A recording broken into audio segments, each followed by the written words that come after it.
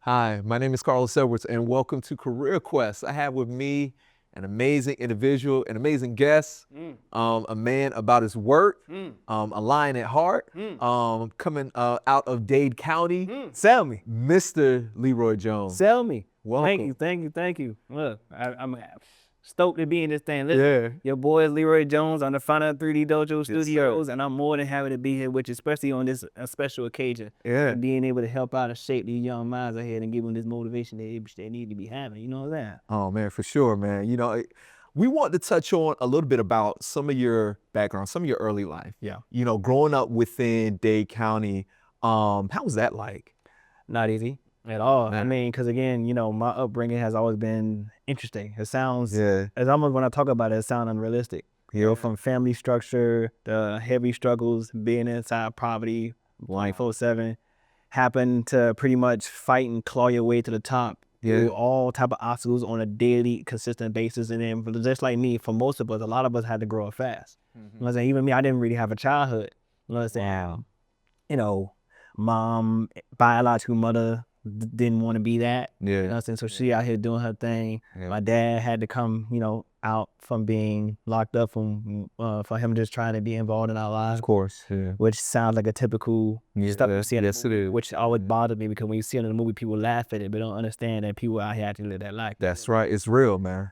So yeah, it definitely wasn't hard, especially being at the young age that I was, having to grow up and having to try to figure out life, and also had to figure out how to make a nut into $100. Wow. You know what I'm saying?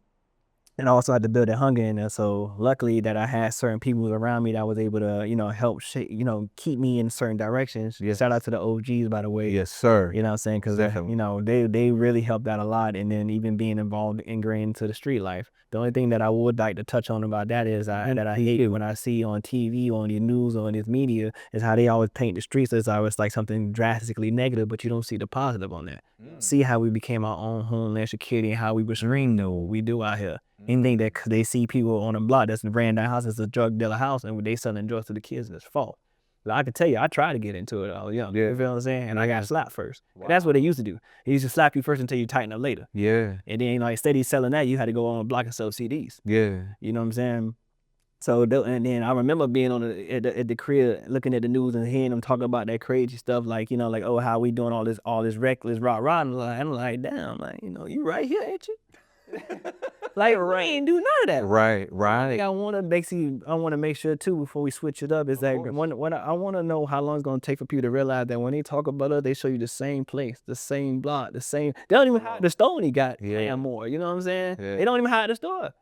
So, but it's different now because they went from projecting something on us to us actually acting it out, and that's why I want to step in there. Wow. Because now we're actually acting it out, we're proving it right and things of that nature. Oh man. But before then, it wasn't like that. We had a lot of structure. We had a lot of family. Back in the day, you used to see people walking outside, playing football, having block wars. Felt like my block versus your block, and we gonna see who do what it do. Yeah. You know what I'm saying? And then everybody, and then you walked outside, there was somebody on the porch watching the set. There you go. Yeah. But now you don't see none of that. You really don't, man. Like, I mean, kids don't go outside no more. They don't play games like that. Like I remember, like literally, after school riding bikes all day until literally these street lights came on, and then coming home. Yeah, and then that was the rules. You gotta get out of my house. Yeah, that's right. Right. Yeah, get out of my house and have an adventure. Don't come back unless you scraped. Yeah. Oh, somebody did something. Yeah. But other than that, you have to make sure you ain't in the house, because you ain't gonna be walking in and out of my house. Yeah. And then don't let the street light beat your butt home. Yeah. Oh man, that's something, man. Something else that I want to touch on too is that how did you gain this whole interest into graphic arts? Like was it more so self-taught? Was it one of those things where like someone kind of pulled you aside and just like introduced you to it? Like how did you get into it? So like I've always been a lover of art, but I always sucked at it. You know what I'm saying? But I had a brother that was just naturally talented with that. His name is Richard. Shout out to that guy. Shout out. He's in the army. He do what he do. Okay. But he was always good at drawing. Like he can look at you and draw you from scratch, and that was life. You know what I'm saying? Wow. And I always been like, I wish I could do something like that. Yeah. But I couldn't do it. But one thing I've always been good at is that when I always had a mastermind, because I think that was kind of more developed based off hardship and having to struggle and having to do the whoop to get to where I'm at today. Of course. But it's also really dealing with being eager and ambitious. Yeah. That I wanted to make it. So I figured, because my actual major was something completely left. Like I love, my major is science. Like I love science. Like I love viruses and bacteria and things of that nature. You know what I'm saying? I like scientists. Let's go. For real. Yeah. I remember even in the 8th grade coming up with a device that can purify fossil fuels from the exhaust from the car, so it can help kill the ozone layer. Because at that time we had a pretty big hole in it, which was with the global warming. Yeah. Knowledge is power, man. It is. But after that, I kind of that was my thing, and then I ended up my wife ended up which was my girlfriend at the time, finding a digital animation school that I'm not gonna say the name because they suck, because I was teaching myself 3D design while I'm there. So most of the stuff in my life has been all self-taught because I was eager to learn. Because in the hood or in Dade County, well, there's really mostly almost any place that you see predominantly us at, we don't have certain resources that they don't want to give us to make sure that we're advanced. Right. You know what I'm saying? So we had to go out there and pursue it on our own. You're going to be through books. And now we have the internet, which is funny because I don't even know why they call us the millennials, but we should be called the internet boomers, because that's what happened with us. Right. You know what I'm saying? Which is, you never notice that we use the internet different. Yeah. Because the internet was promoted to us as a information hub. Right. And the internet for a younger generation is promoted to them as life. So now that's where they post their life on that. They post everything on that. That's interesting. See, because there was a time to where, I remember, I tell people, I didn't meet my wife via online. I had to actually approach her and speak to her and talk to her. And that's no shade, to anybody, out there now. But life was just, it was just different, man. So life was about pulling up.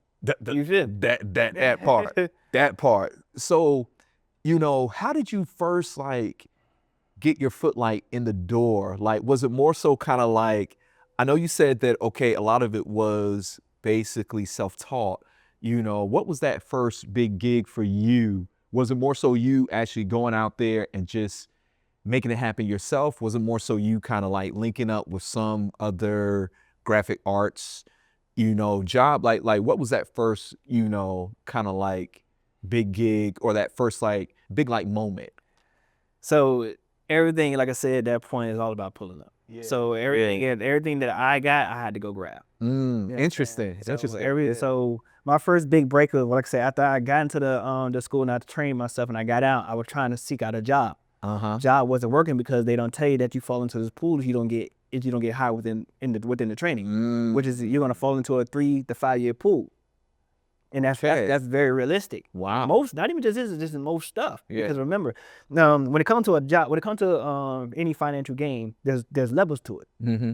And when it comes to the workforce, there's level to that. Yeah. And a job is nowhere near the same as a career. Mm-hmm. And a career is not the same as entrepreneurship. Yeah, very true. Because it's very easy to get a job. Yeah. That's the truth. It is. Yeah. But it's hard as hell to get a career. And then to do it yourself. Whew. I mean, it's 10 times harder. Oh, well, yeah. I mean, I said, I hit you with some education facts. Just say, yeah, please do. 3D spectrum. And the 3D spectrum right now, especially in the gaming, I'll just keep it at gaming because we ain't going to talk about the rest of that. Yeah. Even in the gaming, we're at a 4% contribute rate, meaning that we are contributing to the entertainment and we're actually being compensated for it. When you say we, you mean? Black. Okay, yes, there we go. Black and brown. Okay, there we go. Yeah. Black and brown, minorities, whatever you want to call it, because I ain't a minority. Yeah. But I'm an entertainer for now. Yeah. So when it comes to minority, we're at a 4% rate inside that, right? And that's only us as a whole. Mm-hmm. Now, we were to break that down through sex, meaning men and women, that number dwindles. Wow. Drastically. Wow. Now peep this. I stand before you right now as a black studio owner in the 3D space. So technically, that makes me an alien on Pluto. Yo, for real. And last time I checked, Pluto ain't considered a planet no more. That's a fact. Yeah. So I had to walk the way I got to walk because this is an amazing achievement. But going back to what you're saying with that is I knew that trying to come in, so I couldn't get a job, wasn't working out, and also I got wifey here, and I told you earlier that I got moved here by a company that had to go double back because of Wuhan virus, yes, which is now COVID. Yeah. So what I did was, all right, same thing of what I did with my graphic design. When I was being self-taught as a graphic designer and I had to go out with my suit and tie, I did the exact same thing. Wow. So what I did was I started getting me some freelance gigs. I was hitting it. I was hitting them straightly, directly going to the consumer. Wow. Or I go ahead and at that time I was using something called Upwork at the time. Upwork's drastically different now, because now before you can just put in on a job, put in on an offer, and if they hire you, life is good. Right. Now you gotta they charge you now to go put in on a job. Isn't that so savage? It's so savage. It's almost. They always want to cut. It's almost like streaming services where it promote, like, you know, Netflix promoted to kill the cable, and now they basically became cable now. Yeah. I love them going. Yeah. It seemed like when it comes to technology, it said we're promoted, we're going to the future, but you really look at it, we're actually moving in the past. To the past, that's right. But jumping back into it, I wanted to drop that heat for you. Yeah. Please do. But so yeah, by me being that, I had to make sure I make that statement. So I started getting a freelance gig, and then I actually got a studio gig where I was just doing outsourcing for them, which is how I made like a yacht, because there's some rich people out here. Yeah. There's a guy that wanted a prototype of a yacht that he wanted to have made. So I made a prototype of a yacht that apparently he wanted to have a helicopter landing deck. Wow. So I made that. So that to me was like my first big one, because that was the one I made the most money on at that time. Wow. So rewind. So basically this guy was like, hey, I want like a yacht build, and I want you to actually go and use your actual software to lay out this whole yacht. Like, I'm going to tell you like what I want on it, like how I want it to look, and you created it, you know, using your actual software. So I give it to you. Yeah. So he they originally approached me because of the art style that I had at the time. Cause when I first got into it, I heavily promoted realistic. Right. Cause you know, there's a saying where if you focus on stylized, you can't do realistic. But if you focus on realistic, you do stylized. Cause stylized is anything that looks cool. Okay. It's all inappropriate shapes. Okay. But if it look cool, you make it sci-fi, stylized. Right. But realism is more so dealing with pure perfect dynamics. Wow. And you have to be, if you're dealing with a human, perfect proportions. Wow. You know what I'm saying? Because the human look like a human no matter how you twist it. Yes. You know what I'm saying? It's the same thing like a gun. No matter if you make it with stylized color, you can turn it into a rainbow. The silhouette of a gun is a gun. Right, for sure. Which is why those are the two hardest things to make in the 3D space. Wow. Interesting. But at that time, I've been a character artist now personally. So personally, I'm a 3D artist. I'm a game developer, and I'm a character artist. I wasn't always a character artist because I used to hate them. But I started off as a hard surface. So this was perfect for me. And I love doing exterior, interior. So when he came to me, he actually came to me not with an actual image of a yacht. He came to me with the blueprints of a yacht that he Get out. But he wanted to know what it was going to look like. Get out. So I made it from an actual blueprint, which is funny because that right there's alley-hoop what I'm doing today in the construction space when I'm doing architectural design, interior and exterior design, which is what I showed you before we did all this. Yeah. So now so I made the yacht, and he was obviously pleased with it and everything like that. So that's how they approached me, because I had that specific utilized skill. And then what I did was I was able to get them a walkthrough in real time. Because the thing about doing with like CAD and stuff like that, no disrespect to the CAD people, but CAD to me is inaccurate. And all it's doing is showing you an image of a 3D thing. But once you show me an image, it's no longer 3D, it's 2D. Yeah. It's a picture. For sure. You know what I'm saying? So I up that up, and I put you in. I put you actually in it. Wow. So, but yeah, that was my first one. I say my first big one because that was the one that made the most money. Yeah. And then from that part, I started climbing the charts up because again, you know, I had a whole community. Word of mouth, I'm sure, you know, spread, you know, knowing that, hey, you know, I got a guy that can literally take, blueprints and make it like a 3D. So now in my business now, that we literally recently got pulled in that. Now we're doing things for commercial and residential building. So like commercial building and residential building. Yeah. So so now that has completely changed up what we doing, our actual flow.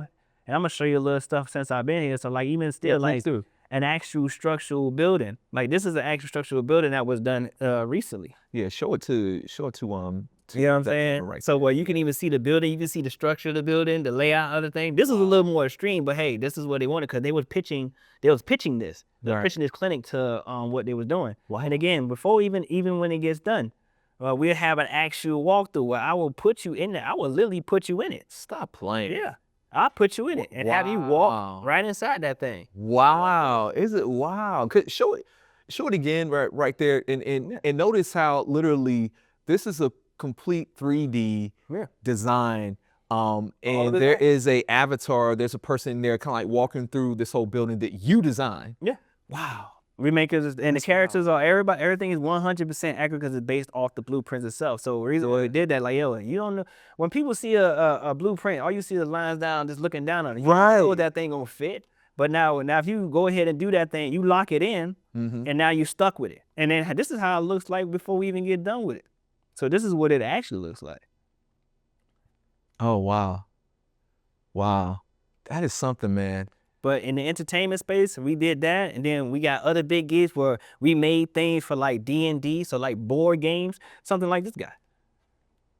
You know what I'm saying? Wait a minute, D&D. Yeah. Dungeons and Dragons, yeah, right? You're right. You got it. So all the gamers out there, if you are a big D&D fan, okay, we have a graphic, artist right here that actually does D&D, 3D, illustrations.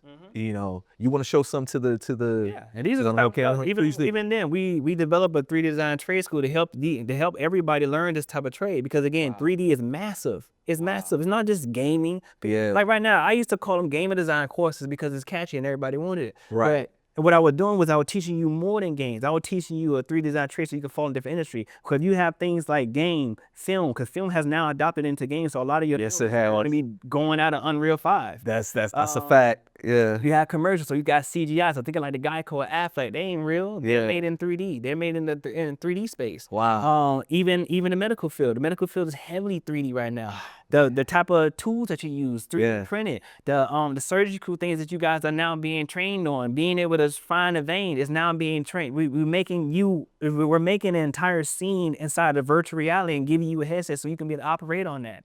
Wow. Think of SpaceX, the satellite. How you think that thing goes up there? We had to make that and make all the parts of that thing, set it into a digital space to see if it's going to work out and see if it's going to be able to deal with all the pressure that the outer space is going to be able to bring, and also the gravity effect that's going to go on with that. Wow. And then it goes even deeper. We got construction. We got actual space defense. Wow. We had the military simulation is massive in the 3D thing, but you ain't gonna hear about it because it ain't Hollywood.